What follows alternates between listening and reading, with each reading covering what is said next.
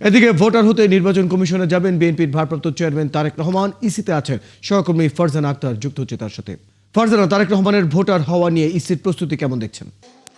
Royal আজ কিন্তু বিএনপির ভারপ্রাপ্ত চেয়ারম্যান তারেক রহমান নির্বাচনে আসবেন, নির্বাচন কমিশনে ভোটার হতে। এবং আমরা কিন্তু যেমনটি জানি যে 2008 সালে তিনি লন্ডনে চলে যেতে হয় তাকে। এই কারণে 2008 সালে যে ছবি সম্বলিত ভোটার তালিকার হাতে নিয়েছিল সেই সময়ের সরকার, তত্ত্বাবধায়ক সরকার, সেটিতে কিন্তু তিনি যুক্ত হতে পারেননি সেই তালিকায়। এই কারণে কিন্তু এবার তিনি ইসিতে আসবেন এবং ভোটার তালিকায় তিনি অন্তর্ভুক্ত হবেন। এবং আপনাকে জানিয়ে রাখি, আসলে নির্বাচনের আগে এই সময়টিতে আমরা জানি যে ভোটার তালিকা অন্তর্ভুক্ত হওয়া যায় না, তবে নির্বাচন আইনের 15 ধারা অনুযায়ী নির্বাচন কমিশন চাইলে তাদের বিশেষ ক্ষমতায় যে কাউকে ভোটার করতে পারে, এবং এই ক্ষমতা বলে কিন্তু নির্বাচন কমিশন তাকে ভোটার করতে যাচ্ছে।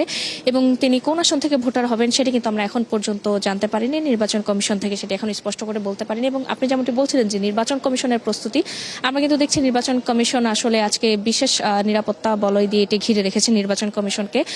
সকাল থেকে আমরা দেখেছি নির্বাচন কমিশনের যে সচিব তিনি এসে এখানে পরিদর্শন করে গিয়েছেন, এবং এখানে নির্বাচন ভবনের পিছে যে ইটিআই ভবন রয়েছে সেখানে প্রবাসীদের জন্য ওয়ান স্টপ সার্ভিস যে রয়েছে সেখানে কিন্তু তিনি এসে আজ ভোটার হবেন। এবং সেক্ষেত্রে তার ফিঙ্গারপ্রিন্ট, চোখের আইরিশ এবং যে ছবি সেটি নেওয়া হবে। এবং এই জায়গাটি কিন্তু আমরা দেখেছি এসএসএফ, সেনাবাহিনী, র্যাব, পুলিশ সহ যে আইনশৃঙ্খলা রক্ষাকারী বাহিনী আছে তারা কিন্তু সকাল থেকে এটি পরিদর্শন করছেন। এই জায়গাটিকে তারা পাহারা দিচ্ছেন যাতে কোনো ধরনের অনাকাঙ্ক্ষিত ঘটনা না ঘটে। এছাড়াও কিন্তু আমরা দেখেছি নির্বাচন কমিশনের সামনেও কিন্তু নিরাপত্তা বাহিনীর যে বলয় সেটি দিয়ে ঘিরে রাখা হয়েছে। অর্থাৎ অন্য সময়ের তুলনায় আজ কিন্তু আমরা আইনশৃঙ্খলা বাহিনীর সদস্যদের যে বেশি লক্ষ্য করছি। এবং এর আগে কিন্তু নির্বাচন কমিশন থেকে আমাদেরকে জানানো হয়েছিল এই বিষয়ে যে তারেক রহমান আসলে চাইলে নির্বাচন কমিশনের যে বিশেষ ক্ষমতা আছে সেই ক্ষমতা বলে তাকে যে কোনো সময় ভোটার করতে পারে। এবং আপনাকে জানিয়ে রাখি যে আসলে নির্বাচন করতে হলে বা নির্বাচনে প্রার্থী হতে হলে কিন্তু মনোনয়নপত্র তোলার ক্ষেত্রে সেক্ষেত্রে